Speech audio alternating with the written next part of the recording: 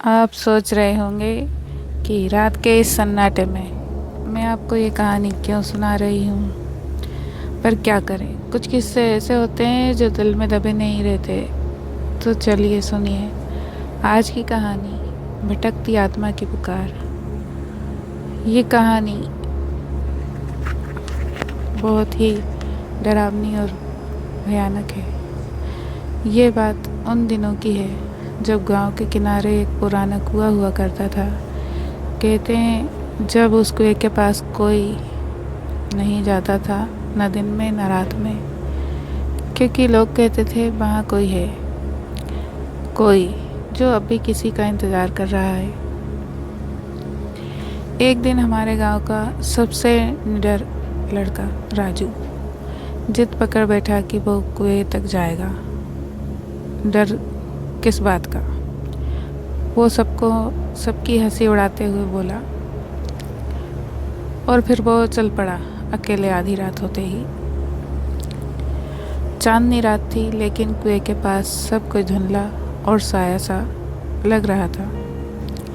राजू ने जैसे ही कुएं की मुंडेर को छुआ, एक अजीब सी सर्द हवा चली और तभी उसे एक आवाज़ सुनाई दी, बचाओ, कोई है क्या? लेकिन वहाँ कोई नहीं था। राजू ने पीछे मुड़कर देखा, पर दूर दूर तक वहाँ कोई नहीं था। उसने फिर से आवाज़ सुनी, इस बार थोड़ा और करीब से, बचाओ, मेरी मदद करो। राजू का दिल धड़कने लगा, लेकिन हिम्मत करके वो कुएं के अंदर झांकने लगा। और फिर जो उसने देखा,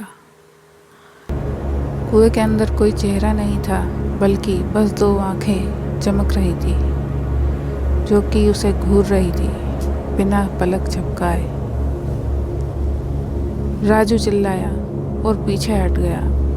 भागते हुए वो सीधा गांव पहुंचा, लेकिन तब तक उसकी आंखों में डर ऐसा बस चुका था कि फिर उसने कभी उस कुएं का नाम भी नहीं लिया। कहते हैं वो आत्मा आज भी वहाँ है, कुएं के पास, किसी ऐसे की तलाश में जो उसकी अधूरी बात सुने और शायद उसे मुकाम तक पहुँचाए। अगर आप होते तो राजू की जगह क्या करते? कुएं तक जाते या दूर से ही सब कुछ नज़रअंदाज कर देते?